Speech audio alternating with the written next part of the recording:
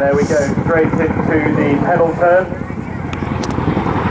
So he's now going to position the aircraft out to the left-hand side, and he's going to position 30 degrees off the axis to then run back in after a wing over. Now crucially during this manoeuvre as he makes turns to the left-hand side, he can't see the airfield as he's coming back round, being sat in that right-hand seat.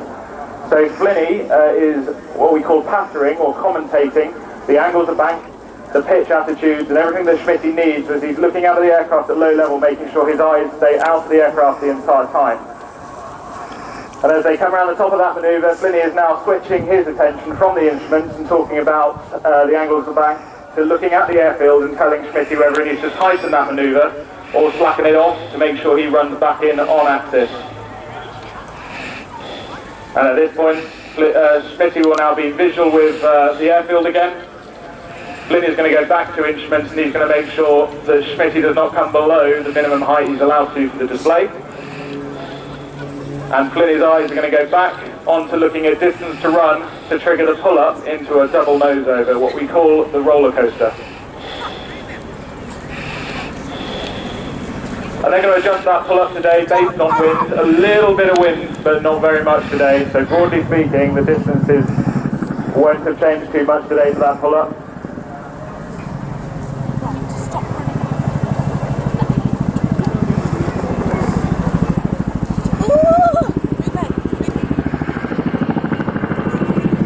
And what Schmitty's doing at this moment is looking right out of the aircraft, trying to see the apparent ground speed, that's the speed that keeps running over the ground, drop to zero. And as it's almost at that point, he's pushing the nose forward to make sure that's coming down again, gathering forward airspeed. Flinny is pattering or talking about his nose up, which they don't want to go past 50 degrees. They're aiming to get 50 degrees exactly on the instrument before they then pitch down at the same angle. Would you prefer to drive a jet or a helicopter? Out to the right hand side now, we're going to see another offset wing over, so setting 30 degrees to the left before they come round. This one a little easier. Schmitty's got good view out to the side. And as they come back in, we're going to see a single nose over. And what we're going to try and do is get you onto the display frequency to hear Flinny providing this commentary to Schmitty.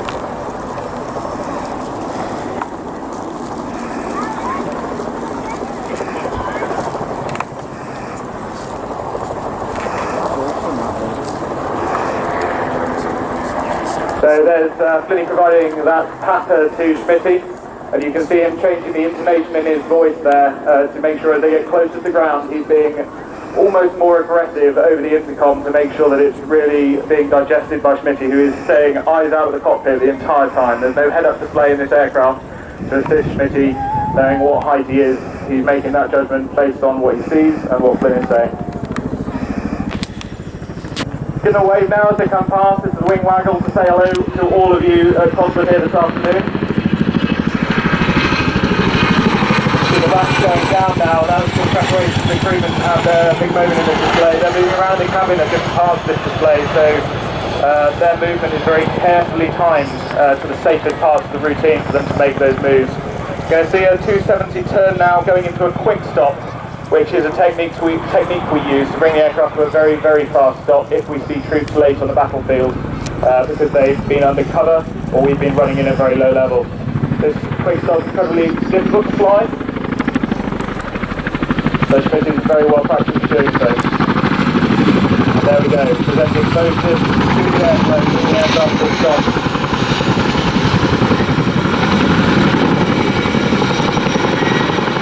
We're now going to go what we call the sideways crawl, so everyone make sure you're waving back there as it's moving on the ramp. So we have 2 crew on board this aircraft today because we needed to carry 2 in order to join the RAF Falcon.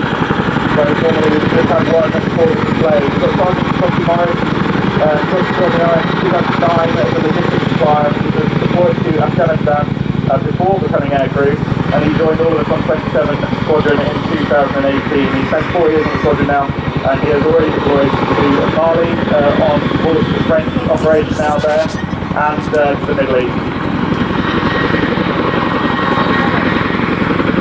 Sergeant Dan Hine also on the aircraft today, and I believe that's Dan waiting to you at the moment.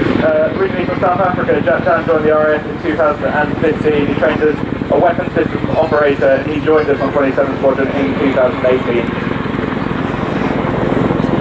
I'd like to say hello to Dan's mum, who has joined us today all the way from South Africa, so quite a long way to see Dan displaying here today. Big moment there, and also Dan's wife, Smithy.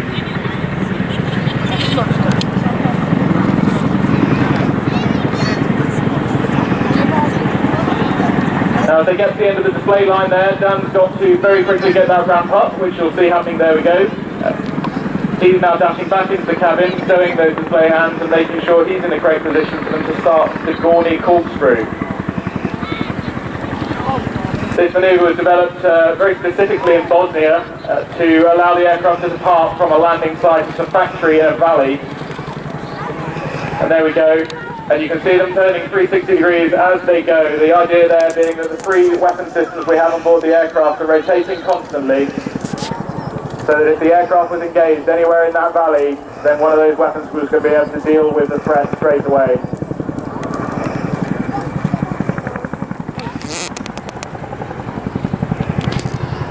And as they get to the top there, Spitty getting the nose down, left-hand turn, 405 degrees of turn to do here in descent, before they run in parallel to the crowd for another wing over prior to the next manoeuvre.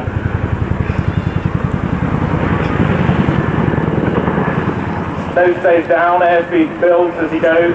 Smitty now looking left across the cockpit, across Flinny, who's been helping you all the way to find that display data and that display line again. And then crucially making sure they have 120 knots straight and level for the next manoeuvre.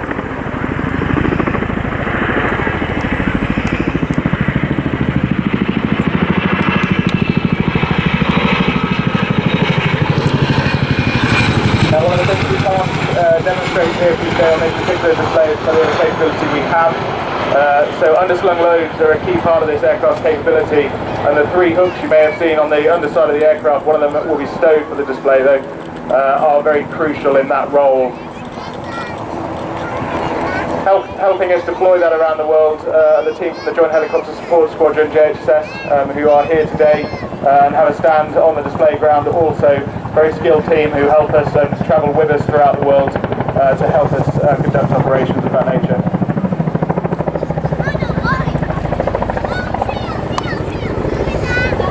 This is a good moment for your cameras, especially for those of you towards the display data.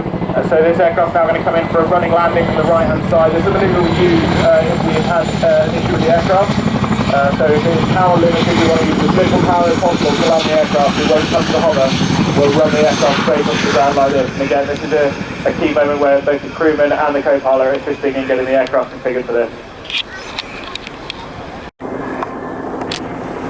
Without them, the Chinook display would not happen at all. So give them one big wave, they're going to then go for an over-shoulder departure, which is a departure profile we use when departing a landing site with a threat in the 12 o'clock or directly in front of us. And they're going to disappear away.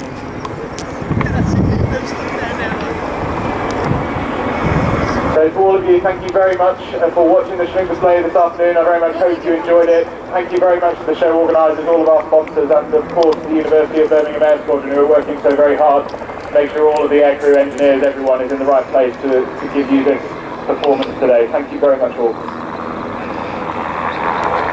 Thank you very much. Please pass out. Great thanks on the entire piece.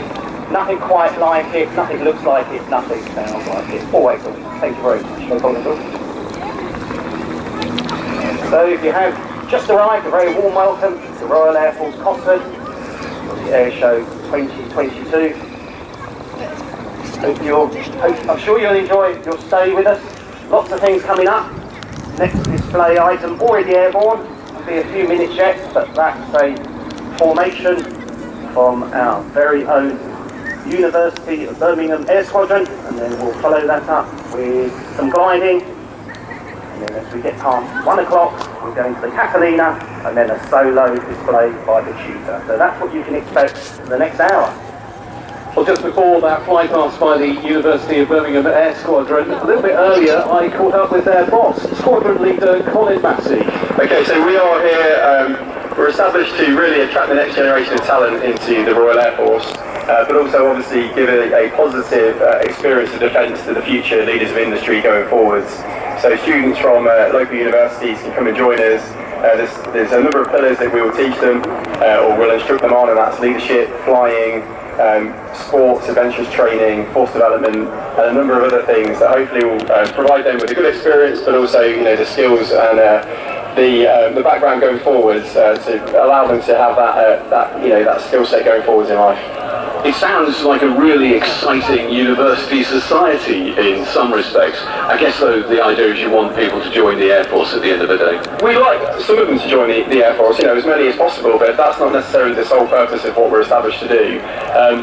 We say maybe 30-40% of officers going forwards will have come from a university, not necessarily Birmingham, but a University Air Squadron background across the RAF writ large. But those that don't necessarily go on to join, we still want them to gain as much as they can from their time on the squadron, and also then take that off into whatever it is they do next, whether that's industry or politics or medicine.